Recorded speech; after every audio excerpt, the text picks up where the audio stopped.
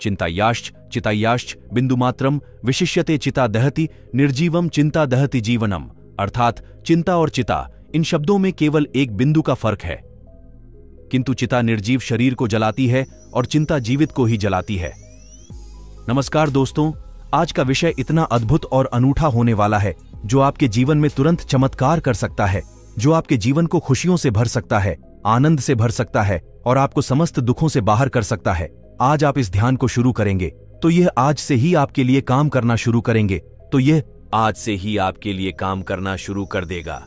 कोई प्रतीक्षा नहीं, यह भविष्य का मोक्ष है जो भी है अभी, और यही इसलिए आज का विषय केवल उन मित्रों के लिए है जो अपने जीवन में सब कुछ पाना चाहते हैं, जिनकी दृष्टि जीवन पर है, मृत्यु पर नहीं, जिनकी आस्था आज में है, कल में नहीं, अभी के पल में है, क्योंकि जीवन अभी के पल में है, इससे बाहर कुछ भी नहीं।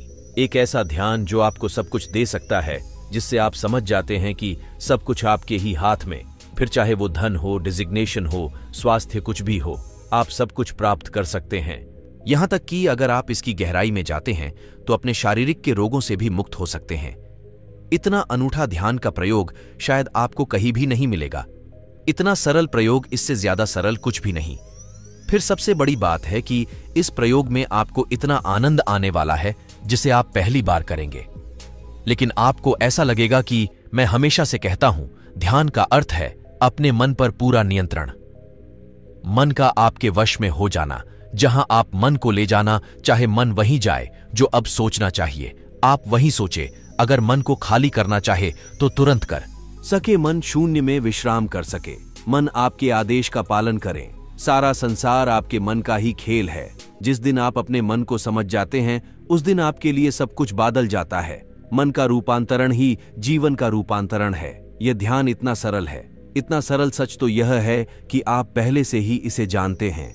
आपने अनजाने में सैकड़ों और हजारों बार इस ध्यान का प्रयोग किया है, लेकिन विपरीत प्रयोग किया है। इस ध्यान का प्रयोग आपने अपने को दुखी करने के लिए किया है, लेकिन याद रखें, उसके कार्य प्रणाली को समझ ले तो वही प्रयोग आपको सुख में भी लेकर जा सकता है। इसे आप एक सीढ़ी की तरह प्रयोग कर सकते। जो सीढ़ी आपको ऊपर से नीचे लेकर आ सकती है, वही सीढ़ी नीचे से ऊपर भी लेकर जा सकती है। सीढ़ी तो वही प्रयोग, वही आपकी इच्छा है कि आप नीचे जाना या ऊपर जाना चाहोगे। आप दुख में उतार जाएं या आनंद के साथ आकाश में उड़े, क्योंकि आप मन को नहीं समझते हैं, आप मन के खेलों को नहीं जानते हैं। आज्ञा से ध्यान में प्रवेश करने के लिए जीवन के जंगल में भटक जाना बहुत आसान है। उसके लिए कुछ करना नहीं पड़ता, भड़काने के लिए किसी ज्ञान की आवश्यकता नहीं। लेकिन अगर सही मार्ग तलाश करना हो तो ज्ञान की आवश्यकता होती, और ज्ञान इतनी आसानी से नहीं मिलता है। फिर ज्ञान भी कोई बाहर का ज्ञान नहीं, आपके ही भीतर का ज्ञान, अपने ही मन को समझना।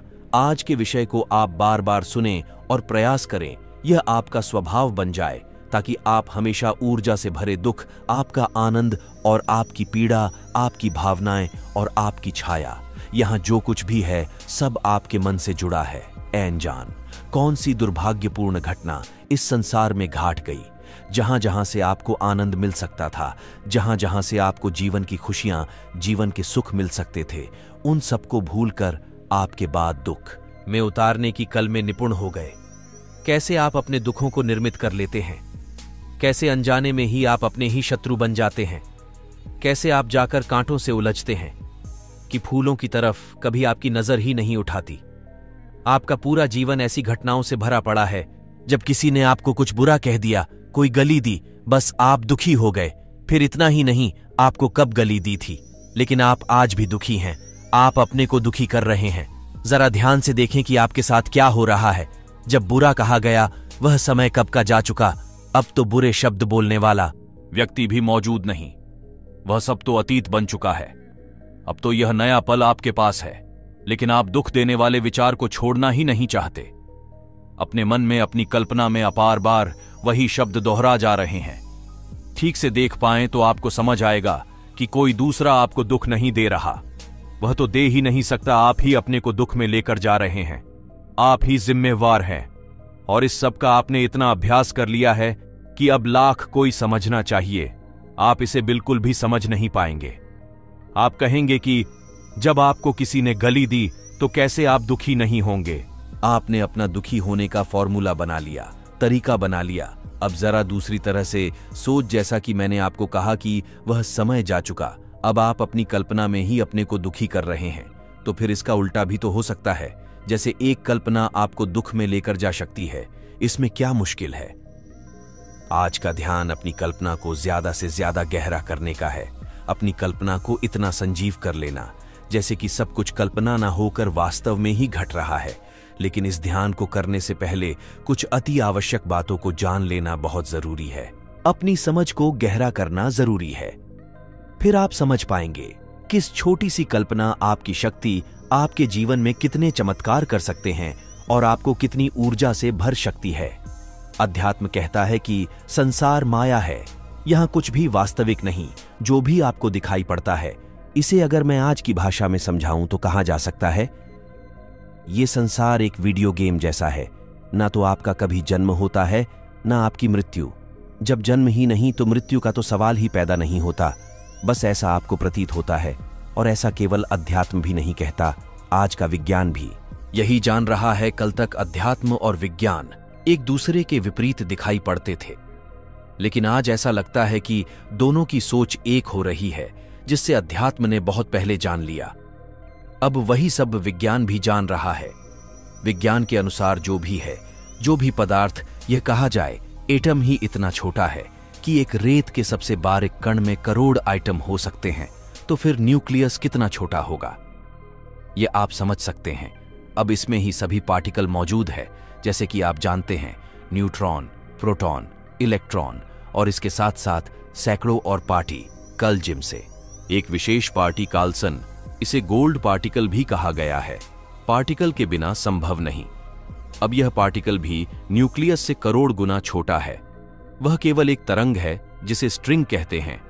ऊर्जा की एक लहर ने पहली बार, जैसे अब तक समझा जाता था कि पदार्थ और ऊर्जा अलग अलग है। किसी भी चीज के मास को, द्रव्यमान को अगर हम प्रकाश की स्पीड से गति करवाते हैं तो किसी भी वास्तु को ऊर्जा में बदला जा सकता है। दूसरी तरफ अगर आप एटॉमिक एनर्जी को जानते हो तो आप जानते होंगे कि वह आइटम जो कि रेत के कण से करोड़ गुना छोटा है, तो उसमें से 30 टन कोयला चलने जितनी एनर्जी प्राप्त होती है और इसी से बिजली भी बनती है। लेकिन फिर भी अंत में जहां से सब कुछ बन रहा है वो एक ऊर्जा है। आप भी, मैं भी, सभी व्यक्ति सर, संसार इसी ऊर्जा का फैलाव है। इसी ऊर्जा को हम परमात्मा कहते हैं। इससे अतिरिक्त और कोई परमात्मा नहीं है। जहां से भी देखो तो आपको पता चलेगा कि अध्यापक बिल्कुल ठीक कहता है। सब कुछ ब्रह्म है, मायाजाल है, जिसमें फंसकर आप जीवन को सत्य मान लेते हैं। वास्तव में यह एक सपने से ज्यादा और कुछ भी नहीं। सपने में क्या अच्छे कर्म और क्या बुरे कर्म का कोई अर्थ होगा क्या? जन्म, क्या मृत्यु को छोड़ भी दिया जाए, लेकिन आपके जीवन का आनंद, आपके जीवन के सुख, आपके जीवन की खुशियां, यह तो जरूरी होगी। ऐसा तो एक व्यक्ति भी खोजना मुश्किल है जो दुख में जीना चाहता हो। अगर ऐसा कोई मिल भी जाए जो तपस्या के नाम पर, फिर ऐसी ही किसी और बकवास के नाम पर दुख में जी भी रहा हो, तो उसकी आकांक्षा भी अंत में सुख की ही होती है। वो भी सुख कोई खोज रहा है, बस फर्क इतना है कि वो मृत्यु के बाद का सुख खोज रहा है। मेरी इसमें कोई आस्था नहीं है। तो एक बात तो स्पष्ट हो जाती है कि सभी अपने जीवन को स्वर्ग बनाना चाहते हैं, सभी अपने जीवन में परमानंद को पाना चाहते हैं। इसी का अर्थ है, तो इसको अपनाने के लिए अगर आपको यह अपनी कल्पना में भी मानना पड़े कि यह संसार ब्रह्म है, तो फिर आपको अपनी मंजिल पर पहुंचाना है। मंजिल है आनंद, परमानंद मंजिल है, सुखी जीवन मंजिल है, दुखों से मुक्ति। फिर इससे कोई फर्क नहीं पड़ता कि आप यहां किस मार्ग से पहुंचे। मार्ग कोई आपकी मंजिल तक पहुंचते हैं। हर रोज अपने भीतर इस भाव को गहरा करते जाना है कि जो भी संसार में देख रहा हूं वास्तव में एक सपना है। जैसे कि मैं आपसे बोल रहा हूं, आप सुन रहे हैं, लेकिन यह सब सपने की एक कहानी। ना तो यहां कोई बोलने वाला है, ना यहां कोई सुनने वाला। जैसे जैसे यह भाव गहरा होता जाएगा, आप अपने दुखों से बाहर आते जाएंगे। दुख भी सपना में है और सुख भी सपना में। जहां दुख आपको नेगेटिव एनर्जी से भर देते, वही सुख आपको पॉजिटिव एनर्जी से भर देते। फिर आप दुख के सपना क्यों देखेंगे? फिर आप दुख की कल्पना क्यों करेंगे? जब कल्पना ही करनी है तो सुख की करेंगे, तो प्रेम की करेंगे, तो आनंद की करेंगे। आज का ध्यान केवल कल्पना करने का ही ध्यान है। वैसे तो किसी भी समय आप इस ध्यान को कर सकते हैं, लेकिन सोने से पहले अगर आप इस ध्यान को करते हुए नींद में चले जाइए तो सुबह उठने के समय भी आपका यही भाव रहेगा। आपकी नींद भी आपका ध्यान बन जाएगी। अपनी आंखों को बैंड कर लेने, अपने शरीर को बिल्कुल ढीले छोड़ते अब एक गहरी कल्पना में उतरते चले। जो भी आपको अच्छा लगता है, जैसा भी आप जीवन चाहते हैं, इस सब को अपनी कल्पना में, अपने जागते हुए सपनों में आपको इसे जीना है। कल्पना को जितना गहरा करेंगे उतना ही उसका आनंद गहरा होता जाएगा। कोई भी नेगेटिव विचार अगर मन में आए तो उसे उठाकर दूर फेंक दे। याद रखें, यही कल्पना जो आज से पहले आपको दुख में लेकर जाते थे, यही कल्पना जो आज से पहले आपकी ऊर्जा को छन लेती थी, ऊर्जा को छन कर देती थी, ठीक यही कल्पना अब आपको सुख के सागर में पहुंच देगी। कल्पना करने के लिए किसी भी चीज की आवश्यकता नहीं। जैसे कोई व्यक्ति चाहे कितना ही गरीब हो, अपने को अमीर देख सकता है। बड़े बड़े बेंगल, बड़ी बड़ी कारें, हवाई जहाज। अगर कोई किसी से प्रेम करता है लेकिन उससे मिल नहीं पता, किसी दूसरे की ही जरूर नहीं। आप जैसा चाहे, जिसे भी चाहे, आप अपनी कल्पना में उसे गहरी से गहरा प्रेम कर सकते हैं। आप उसके साथ कुछ भी कर सकते हैं। अगर आप किसी रोग से ग्रस्त हैं, विशेष तौर पर ऐसे रोग जो आपके मन से पैदा होते हैं, जैसे डायबिटीज, थायराइड, दिल की बीमारियां, यहां तक या फिर चाहे वह कोई भी रोग हो, आप अपनी कल्पना में हर रोज अपने को स्वस्थ अनुभव करें। आप ऐसा भाव करें जैसे आपकी एक एक सांस आपको ठीक कर रही है। अगर आप अपने भाव को गहरा करते जाते तो आप हैरान हो जाएंगे कि आप वास्तव में भी स्वस्थ होने लगेंगे, प्रभावित करते हैं। भले ही आप केवल कल्पना कर रहे हैं, जो भी आप कल्पना में महसूस कर रहे हैं वह सब कुछ एक ब्रह्म से ज्यादा कुछ भी नहीं। लेकिन हम तो, हमारा सर जीवन भी है, वास्तविक तो यहां कुछ भी नहीं। अब जरा ध्यान से देखें कि आपके साथ हो क्या रहा है। सब कुछ कल्पना होने के बाद भी जी सुख को आप अनुभव कर रहे हैं। वो सुख कल्पना नहीं है, वो वास्तविक, वो आनंद वस्त्र। इतने आनंद से जो ऊर्जा आप में पैदा हो रही है वो कल्पना नहीं है, जो आपके जीवन को खुशियों से भारती चली जाती है। आप अगर हर रोज इस कल्पना के ध्यान को कर रहे हैं तो आप पाएंगे कि आप और दोनों की अपेक्षा अपने भीतर ज्यादा ऊर्जा करते हैं। इसलिए मैंने कहा कि फिर चाहे धन पाने, चाहे पद पाना, चाहे फिर संसार में कुछ भी पाना हो, सबके लिए आपको ऊर्जा की जरूर पड़ती है। अब आपके पास इतनी पॉजिटिव ऊर्जा इकट्ठी होने लगती है। अब तक आप घबराते थे कि कहानी दुख ना आज है, अब तक आप डेयर हुए थे, लेकिन अब सब कुछ उल्टा होगा। आप इतनी ऊर्जा से भरे समस्याओं को आमंत्रित कर सकते हैं। अब चैलेंज कर सकते हैं कि अब आने दो, कौन सी समस्या आएगी, कौन सा दुख आएगा। अब आप सबका मुकाबला करने में सक्षम। अपने लॉ ऑफ अट्रैक्शंस के बारे में, आकर्षण के सिद्धांत के बारे में तो जरूर सुनाओ। यह सिद्धांत इसी तरीके से काम करता है। जीवास्तु को आप कल्पना में अपना मान लेते हैं। बस फर्क सिर्फ इतना है कि जिसे आप वास्तविक मान रहे हैं वह भी कल्पना ही है और सपना में ही मिल रहा है। कभी मन के खेलों को देखो। मेरे बचपन की एक घटना है। मैं जी छोटे से गांव में राहत था। वहां की एक महिला अपने जीवन से टांग आकर अपने कुछ समाप्त करना चाहती थी अपने घर के पास के दुकानदार से। उसने संख्या, नमक तौर पर संख्या, जिसका केमिकल नाम और सैनिक है, गांव में चौहान को करने के लिए इस्तेमाल होता था। लेकिन जैसे ही उसे दुकानदार ने उसे महिला की हालात अच्छी, लेकिन उसे समय चुपचाप संख्या की जगह वाली दावों में इस्तेमाल किया जाता है, लेकिन उसे महिला ने तो उसे संख्या ही समझा और घर आकर पानी से निगल लिया। फिर उसने सोचना शुरू किया कि अब वो करने वाली है तो उसे लगा कि उसके पेट में तेज जलन हो रही।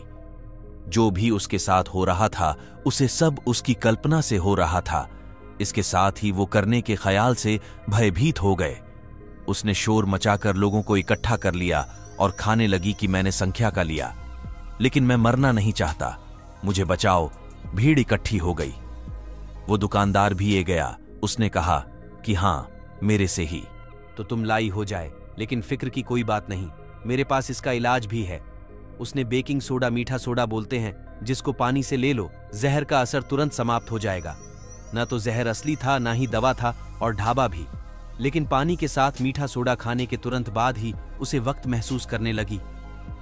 पेट की जलन शांत हो गई। डॉक्टर कहते हैं कि सांप काटने से 80% से ज्यादा लोग केवल सांप की दहशत से मर जाते हैं, क्योंकि 10 से 15% सांप जहरीले होते, कभी एक प्रयोग करके आप देख सकते हैं। एक दिन किसी व्यक्ति को अगर दिन भर में 4-5 लोग जानबूझकर मिले, जैसे कोई पहले व्यक्ति मिले, और वो देखें और उसे कहे कि आप तो बहुत कमजोर दिखे रहे हैं, कुछ बीमा हो क्या। फिर थोड़ी देर बाद कोई दूसरा व्यक्ति मिले, वह भी ऐसा ही कुछ बोलते तो उसे अपने पर शक होने लगेगा, उसकी ऊर्जा भी कर सकते। ठीक पहले की तरह किसी दिन 4-5 लोग भी यह कह दें तो उसे भरोसा होने लगेगा कि वह काफी स्वस्थ है, किसी बीमारी से पीड़ित भी होगा तो अपने अंदर ऊर्जा का अनुभव करने लगे, और सच में ये उसके अंदर का विश्वास उसके लिए औषधि का कम करेगा। यही मैंने आपको कहा, आप अपने को जितनी ऊर्जा से भारत अनुभव करोगे, जितनी ज्यादा ऊर्जा की आप अपने भीतर कल्पना करोगे, वह ऊर्जा सच में आपको मिलने लगेगी। जितनी खुशियों की आप कल्पना करोगे, उतनी ही खुशियां आपके जीवन में चली आएगी। उनको पास भी नहीं फटने। डॉग सुखी रहना, मस्ती में जीना, आनंद को अनुभव करना आपकी आदत हो जाएगी, आपका स्वभाव हो जाएगा। आपको आज तक दुख ही दिखाया गया, दुख ही सिखाया गया, आपने दुख को ही जाना, क्योंकि शुरू से ही समाज आपको कांटों से परिचित करवाता है। लेकिन इस पुराने अभ्यास को अब आपको तोड़ना है। शुरू में थोड़ी मुश्किल आपको जरूर आएगी, क्योंकि पुरानी आदत के विपरीत कम करना है। धीरे धीरे यह भाव आपके भीतर उतरता चला जाएगा। इसलिए मुझे पूरा जोर लगाना पड़ा, ताकि हर तरीके से, हर उदाहरण से मैं आपको समझा। सुकून आपके चेतन मां को समझना बहुत ही आसान होता है, उसके लिए इतनी शब्दों की जरूरत नहीं पड़ती। लेकिन चेतन मन का समझ जाना बहुत स्थायी है। जितनी जल्दी वह समझना है उतनी ही जल्दी, ताकि यह स्थायी रूप से आपके जीवन का हिस्सा बन सके। इसलिए मैंने कहा कि आपको अगर अपने जीवन का रूपांतरण करना है, आज तक समझते आए हैं कि यह संसार दुखों का घर है, अपनी इस विचारधारा को पूरी तरह त्याग दी, क्योंकि यह कहानी से भी सत्य नहीं है। आप जान जाए कि कोई भी आपके दुखों के लिए जिम्मेवार नहीं, केवल आप ही अपने दुखों का कारण बनते। कोई परमात्मा कभी आपको सजा नहीं देता। परमात्मा तो एक ऊर्जा है जो संसार के कण कण में मौजूद, लेकिन आप लेने की कल ही नहीं जानते। यही आपका ज्ञान। इस अज्ञान से बाहर आकर आप ज्ञान को उपलब्ध हो और अपने जीवन को परमात्मा के परमानंद से भर लेने। इसी मंगल कामना के साथ मैं विदा लेता हूँ। दोस्तों, अगर वीडियो अच्छी लगी हो तो चैनल को सब्सक्राइब जरूर करें और लाइक करके अपने दोस्तों के साथ भी शेयर करें। धन्यवाद। जय हिंद, जय भारत,